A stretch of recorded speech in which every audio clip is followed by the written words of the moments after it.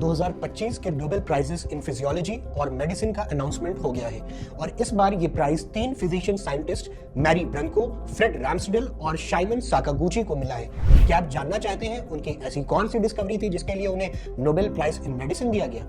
जिस तरह से एक देश की सरहद पर उस देश की हिफाजत करने के लिए कुछ आर्मी के जवान रहते हैं, उसी तरह से जो हमारी बॉडी पे different types of viruses, bacteria, pathogens attack करते हैं, बॉडी को उन वायरसेस से लड़ने के लिए हमारा इम्यून सिस्टम हमेशा तैयार रहता है कि कभी कदार उन्हीं इम्यून सिस्टम्स की कुछ सेल्स बॉडी को डिफरेंट ऑर्गन्स को अटैक करने लगती हैं, जिसकी वजह से ऑटो इम्यून डिसऑर्डर्स का जन्म होता है और ये ऑटो इम्यून डिसऑर्डर्स की वजह से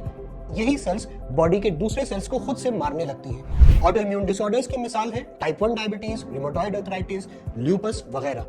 लेकिन खुद से बॉडी के सेल्स अपनी ही बॉडी को हार्म ना पहुंचाए, इसके लिए जो बॉडी का मैकेनिज्म है उसे security guard of the human immune system कहा जाता है और इसी डिस्कवरी के लिए और पेरिफेरल इम्यून टॉलरेंस के लिए इस साल का Nobel prize in medicine award दिया गया है। ऑटो इम्यून डिस्ट्रक्शन से बचाने के लिए जो रेगुलेटरी टी सेल्स बॉडी में काम करती हैं, उन रेगुलेटरी टी सेल्स के डेवलपमेंट और ग्रोथ के लिए जो जीन रिस्पॉन्सिबल है वो जीन है FOXP3 जीन। FOXP3 जीन एक जेनेटिक रेगुलेटर होता है जो डेवलपमेंट और function of regulatory T cells में अहम किरदार अदा करता है और हार्मफुल इम्यून रिस्पॉन्सेस को सप्रेस कर देता है। हार्मफुल इम्यून रिस्पॉन्सेस को सप्रेस करने की वजह से ऑटो इम्यून डिसऑर्डर्स के सिम्टम्स कम होते हैं और उनका खतरा भी कम हो जाता है। जब इसी FOXP3 जीन में डिफेक्ट्स पाए जाएं या उसमें हल्का सा भी म्यूटेशन हो जाए तो रेगुलेटरी टी सेल्स भी अपना काम सही से नहीं कर पाएंगी और जब रेगुलेटरी टी सेल्स अपना काम नहीं करेंगी तो बॉडी का इम्यून मैकेनिज्म डिस्टर्ब हो जाएगा। इन्हीं सब बातों को समझाया था इस बार के नोबेल प्राइज विनर्स ने।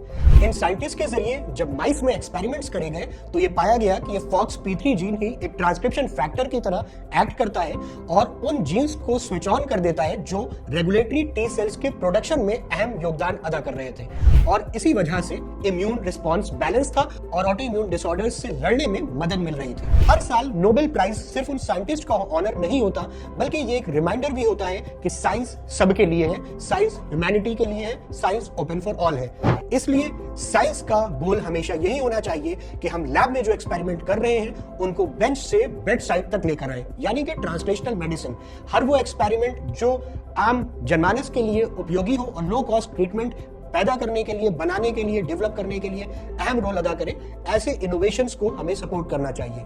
तो अगर आपके जहन में भी आपके लैब में कोई ऐसा ही क्वेश्चन घूम रहा है जो साइंस की तमाम गुत्थियों को सॉल्व कर सकता है तो अपने एक्सपेरिमेंट पर जी जान से लगे रहें, क्योंकि हो सकता है कल को आपके यही एक्सपेरिमेंट साइंस की दुनिया में आपकी पहचान बने।